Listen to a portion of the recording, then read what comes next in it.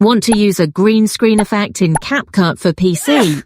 Here's a step-by-step guide to make your edits stand out. First, open CapCut on your computer and import the main video you want to use.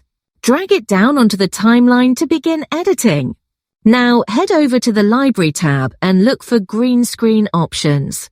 Choose a green screen clip, whether it's a phone, tablet, or animated effect, and drag it above your main video on the timeline. With the green screen clip selected, go to the Remove Background section and click on Chroma Key. Use the eyedropper tool to click directly on the green background in the video. At first, the edges might look a little rough. To fix this, use the feather and cleanup sliders to smooth things out until it blends naturally with the background.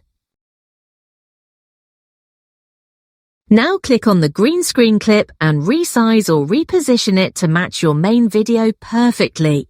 If your green screen subject is moving or shifting, go to the beginning of the clip, add a transform keyframe, and move forward frame by frame, adjusting the position slightly as needed. This will help the overlay stay in place throughout the video. If this tutorial helped you, give it a like, drop a comment below, and subscribe for more CapCut editing tips. Thanks for watching and happy editing.